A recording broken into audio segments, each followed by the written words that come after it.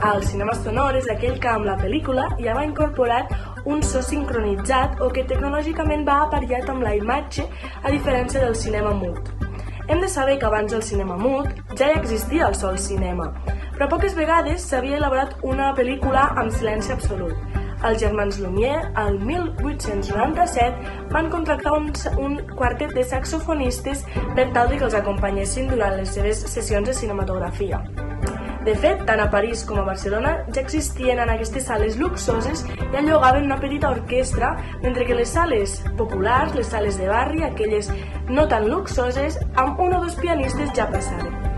La primera exhibició pública del cinema sonor va tenir lloc a París al 1900, però la primera projecció comercial de pel·lícules no va esdevenir fins al so completament sincronitzat fins al 6 d'octubre del 1927, on s'estrena la primera pel·lícula sonora de la història del cinema amb El cantor del jazz de Alan Crosland. Després de l'èxit d'aquesta pel·lícula es van rodar nombroses de pel·lícules sonores. En veure l'èxit d'aquestes, les productores universals no es van poder quedar enrere i van recórrer en busca de patents de so, i això va provocar la guerra de patents. L'arribada del so va haver de canviar els muntatges de les pel·lícules. En afegir-hi la música i el so va fer que els muntatges es tornessin més complexos. Es van afegir més bandes, les corresponents a les músiques i més efectes sonors.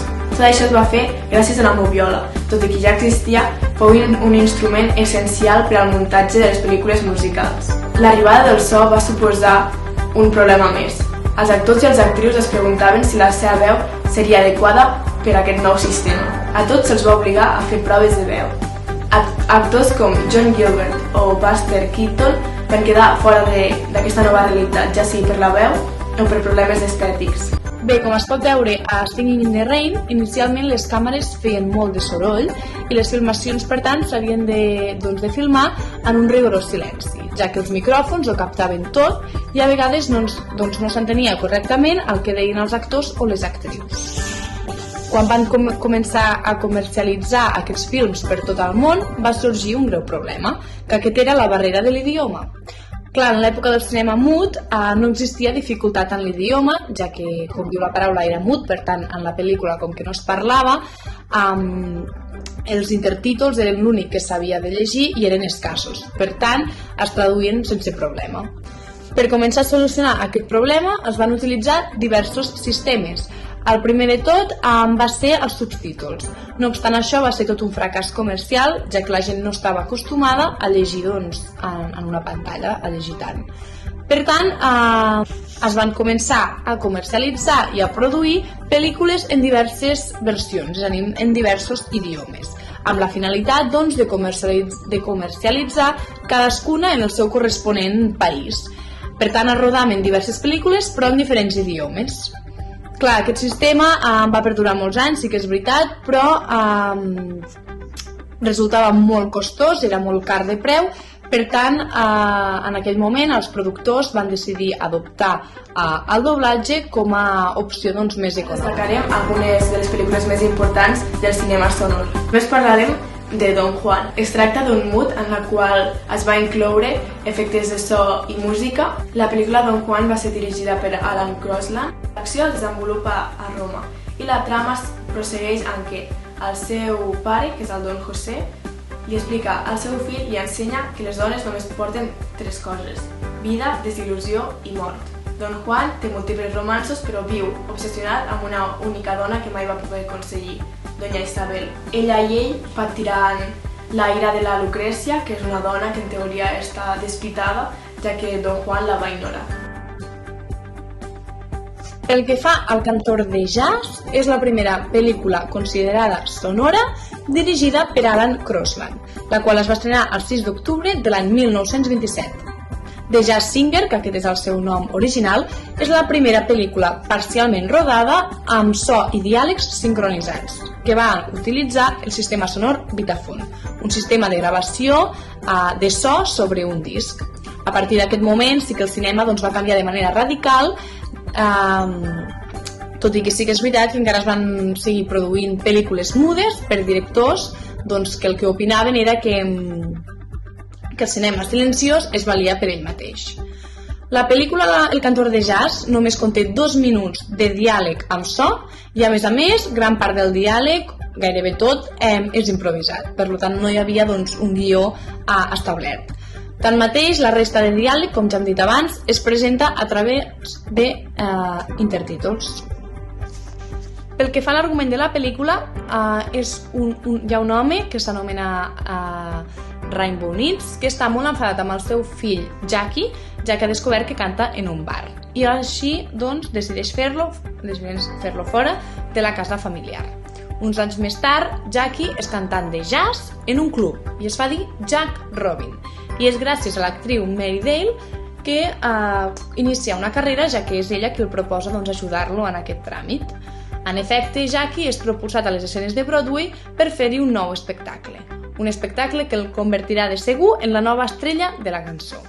Però el concert cau en el dia del Yom Kippur i el pare de Jackie, molt malalt, és incapaç de cantar. La seva mare i un veí intenten convèncer de Jackie a renunciar al seu show i participar en la celebració. Incapaç de resistir, es precipita a la sinagoga per cantar-hi el Kol Nidre, l'oració tradicional. El seu pare, per tant, mor alegre. Alguns anys més tard, Jackie és novament als escenaris i obté un immens èxit sota la mirada de la seva mare. Com molt us han explicat les meves companyes, ara us explicaré una mica Singing in the Rain de Don Lockwood. És una romàntica estrella del cinema mut a qui ha costat molt arribar a la cima, arribar a la fama. Fins a arribar a triomfar a Hollywood ha portat un llarg camí a vaudeville amb companyia del seu amic íntim que s'anomena Cosmo Brown. Ara mateix forma parella de cinema amb una estrella de la pantalla anomenada Lina Lamont, una bella noia que no és tan ximple com sembla, però és bastant trèvola amb les seves intencions. Són la parella de moda dels estudis cinematogràfics Monument Pictures que dirigeix R.F. Simpson. Després d'uns dels estrenos, mentre fugia de les fans, coneix a Katie Selden en ficar-se dins el seu automòbil, una actriu del teatre que no era tan coneguda i que menysprea l'art del cinema. Després surt de dins el pastís, resultant ser una de les ballarines del cor que va a la festa.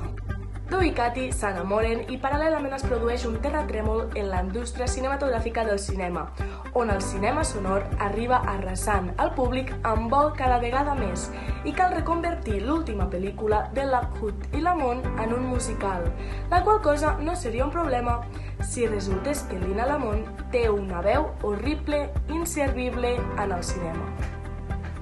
I'm singing in the rain, just singing in the rain. What a glorious feeling, I'm happy again.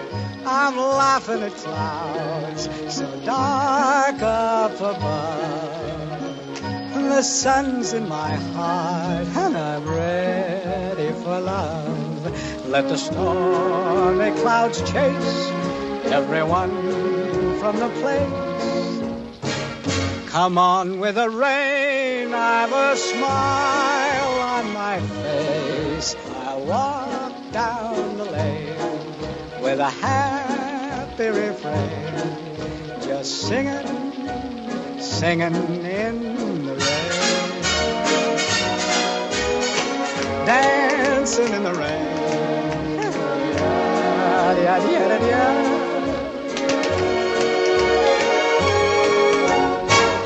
I'm happy again.